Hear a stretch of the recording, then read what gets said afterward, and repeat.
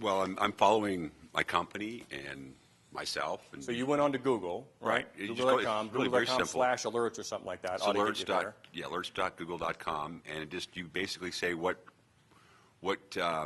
subject or keywords or what do you want to follow, be alerted to when they come up on the internet, and then it'll send you an email, and you can tell it daily or weekly or whatever. As far as everyone should do that for themselves and for their business. Drops it right in your inbox. Right. And you can tell it, I want to see mentions of me in blogs or news, or categorize it. And usually, if it's you or your company, you just say everything. I want to know everything about about what they're saying about me. But yeah, nice, free, and then you can go check it on your own time. Right? It's in your inbox, and you see a Google alert, and you want to go do this. We do this for my wife's accounting business. Right? We figured out the words that people go blog about stuff when they're looking for her services. And so so once a day we get this thing, and it's a business development opportunity. Yeah. Yeah, we're doing that with every single one of our products, so that we can see what the competition's doing and what people are saying about the product and what they want out there. And why don't you tell us what that product is, please? We request to know everything that comes out about the Glencairn glass. Is one of the products that we have, a single malt Scotch whiskey glass. And Heather Gems is a line of Scottish jewelry that we sell, and that we're very interested in finding out what's going on out there about And what's the name of the company? Ours is Coffee Celtique. Coffee Celtique. All right. So Our last name in Gaelic. Coffee, right? It's spelled like in a Celtic. And I got to spend an hour with these guys earlier this month, and there's a lot of cutthroat competition in Celtic glassmaking. It's phenomenal. There was a hand up over here, I think, wasn't it? Yeah. No, I just want to say that if you don't want your inbox filling up with your Google alerts, you can also use a reader. Reader, right. Google Reader or something. Which or you can personalize your homepage, right? iGoogle.com is one of my favorite tools. I've gone there and said, I want to follow this blog and all my fantasy football news over here, and so you can compartmentalize all that stuff. Candy's brought up something that I want to, about a two-way conversation. Who has had, just by a show of hands here, somebody else make a comment online about your business? Quite a few of us. How do you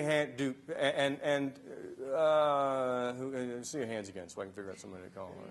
All right. Bill, I heard your party was pretty swinging last night. I didn't know if we'd have you. Well, I'm a little I'm a little soft this morning. All right. Well, I'm going to call you. It's kind of the reason I was looking to call you out. It was. So you want a response to what we do when we hear about us? So online? Let's say, do you respond to comments? Always. Always. Okay. And that's my next question: is with what frequency? How quickly do you respond?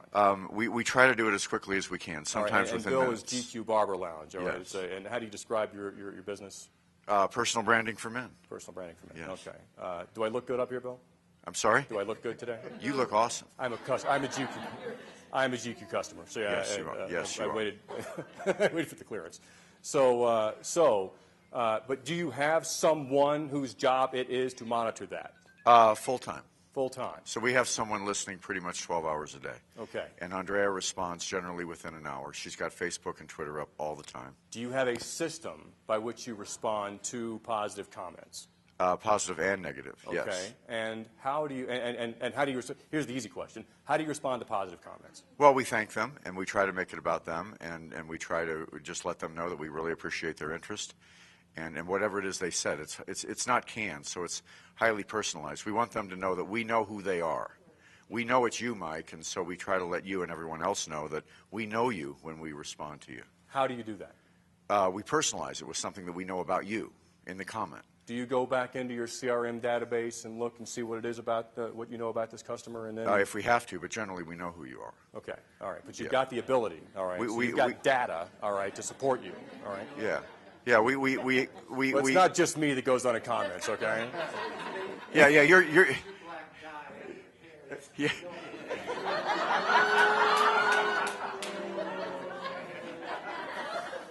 I don't know how to respond to that, Mike. I would hope my hair would be a lot blacker if I was dyeing it. So, but I have to. I'm a lot more concerned about the lack of it than I am about the color of it. We have something for that. But, I'm aware. You're selling it to me right now. The other thing is that this sounds so so stupid to say, but we really like negative comments because, well, that's just stupid to say, but when we get negative comments, it's an opportunity to say, you know what, we're human and sometimes we screw up, and you know, we're sorry and we'll fix it, and we're human, and it's really an opportunity to turn somebody that didn't like us or something that we did into a raving fan.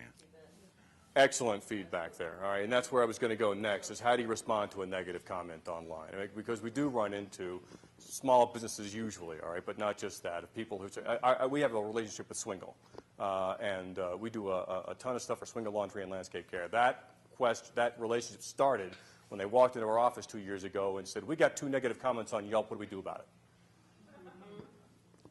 And my response was, what would you do if they wrote you a letter or called you or walked into your office and said something negative? And they said, well, we'd take ownership of the problem. We'd thank you for their feedback, and we'd take care of whatever was reasonable to maintain a relationship with that customer. I said, okay, that's exactly what we're going to do on Yelp. You know? So there's a tendency, maybe too strong a word, there's an opportunity to go argue with your customer online. You really can't do that. Okay, I mean, and why wouldn't we want to do that? What's the negative consequence? Let's say you win the argument. You know? Jim? Bill's doing it so smart with someone who's dedicated to doing that. One of the places where businesses get in trouble is actually employees who rush to defend the company. Yep. And will debate the customer, and they're digging a deeper hole. So, you know, in telling people, say, let your supervisor know that you saw this negative comment and let us respond to it appropriately. That's not your job to defend us. Right, and Jim isn't a lawyer, for those of you who don't. We are, I'm going to check my time here. I want to make sure we cover stuff. We're doing okay. We got a little more time here. I want to make sure, Penny? Well, I was thinking, you know how they say if you have an unhappy customer, they're going to tell at least 10 people? Yep. Well, now it's like multiplied tenfold. I mean, At least, right? And it used to be So happy it doesn't people pay to tell argue. 7 people, and unhappy people tell 30. Now it's more like 30,000, and it happens instantly, right? Because we're all connected to everybody constantly. Let's go back here. What if you have a customer that you feel is purposely doing a negative comment, and that you know in your heart that you really can't make them happy? Who's dealt with that? Who's dealt with a customer who can't? The National Guard has a customer like that? Well, this ought to be good. Let's go back over here. So yeah, are you dealing with it? I mean, peacefully, or? As well as we can. What happened is someone joined the Colorado National Guard and then got out of the Colorado National Guard. No big deal. But somehow, a couple of years later, she was informed that she owed the National Guard a bunch of money for some equipment. Sure. Sorry. Okay, so she joined the National Guard, got out. A few years later, was told that she owed the National Guard money for equipment that she had turned in. A couple $1,000s, and it's affecting her credit rating. That's a pretty unhappy customer, and we don't blame her. We're in the situation where we're not in a position to be able to do anything about it, and the legal has decided they can't do anything about it. And so she's coming back and saying, the National Guard is a horrible idea. Don't do it. Don't do it.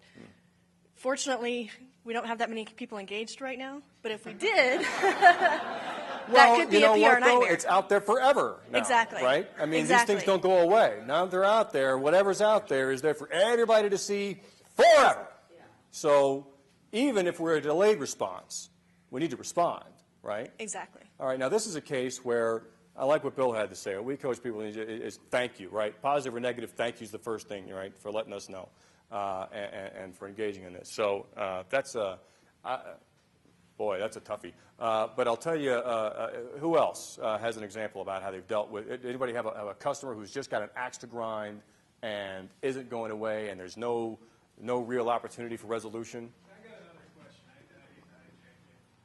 question. Well, then let's come back to you in just a second here. We've got a few more minutes. Bill, have you had this? We haven't had I'll come back to you. But if you have someone that has that axe to grind, it becomes very clear to everyone else when they're just continuing to beat on you, and you've thanked them, you've acknowledged it, you've taken accountability, and they just won't let it go. They show their colors. I would tend to agree. Let's go right in front of you. And another thing that you can do is bring the conversation offline. So say, I'd love to speak with you. Here's my phone number. Yep. Here's my email address. That's Contact right. me. Right, and sign so-and-such president of company, right? So you can escalate it to a degree where it shows everybody that you care. I wanted to, you know, and this may not be a customer. We've had it happen to where it's competitors going on and leaving these comments. Now, in that case, we have actually gone on and successfully gotten comments removed. You can't just go to Yelp and City Search at all and say, we don't like that comment, remove it. But there are situations, there are circumstances under which you can do this. They're interested in legitimate comments from people. But in a case where the commentor is using terms that only an industry insider would know, right? Where if you're selling mattresses, reasonably, right? What's inside of your mattress? Right, see, I mean, none of us know, right? So, right, it's not something you think about. Right. Anyway, I mean, so there are terms being used. You can look and say, well, see, this comment was left, this identical copy and paste comment was left on 1, 2, 3, 4, 5 different sites.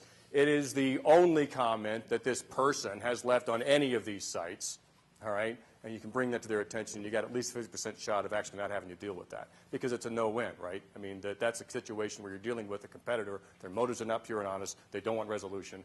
They're after something else. Yes, sir. My comment was, and now we're back on track. My comment was more like, you know, when things start to become personal, you know, I think there's probably a certain point when you shouldn't carry it out on social media, just like the Yep. lady over there said. But I don't, you know, it depends, I think, what that level is depending upon your business. And because then you start divulging maybe personal details about someone or a situation that maybe shouldn't be divulged in social media. So I agree with the... Yep. Okay. Pat, you going to get a little exercise? We've got a hand up over here. Usually it's me running the microphone around, but I just got to do it today. So, Patrick stepping up. I just want to say quickly, I think it's also very important to address those as quickly as possible, the negative comments. I do consulting in the education field, and there's a very well-organized site called uopsucks.com because nobody addressed unsatisfied students immediately, and it built. It aggregated like a snowball. People don't spread that quickly with the positive, unfortunately, as they do with the negative. And if you ignore it, it's only going to get bigger in some cases. Those unsatisfied people will attract others and be very aggressively doing so because they're more fueled by the fact that they're being ignored on top of being dissatisfied to begin with. Right, right, right. But to find out and respond later is better than not responding at all, right? Because time keeps going and the stuff doesn't go away. Candy's going to let you have the last comment, then we're going to break with the tips groups. As a manager of several social media accounts, I link them all to my phone. So if my phone goes off at 3 o'clock in the morning with something, I'm on it right away, addressing that issue. This explains your lack of sleep deal. Yeah, exactly. What's Okay. that? I'm sorry? No, nope. All right. I don't know.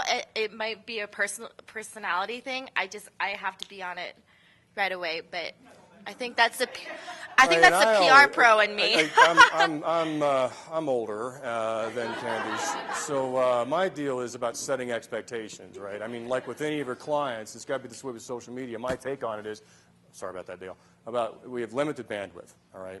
And we've got, especially for small business owners, right? We wear a lot of hats, and you've got to manage those effectively. So if you set the expectation early that you're going to respond on Saturday morning, that you're going to be up at 3 in the morning responding, well, that's what I'm going to expect now. So just like, just like with email, all right? Look, I mean, if you have something urgent, important to me, I'm really expecting you're going to call me, right, or stand in front of my desk and say, we got to talk about this now. If it's an email, if it's a social media deal, I'm thinking that like it's a note, right? And the next time I get around, to this, when my schedule says, okay, now's when Mike checks email, that's when Mike will deal with it, for the most part. Okay, Mark, I said Candy's going to have the last comment, but I did tell you that you had a story that I wanted to call out. So let's ask your question and make your comment, and then let's go to tips groups.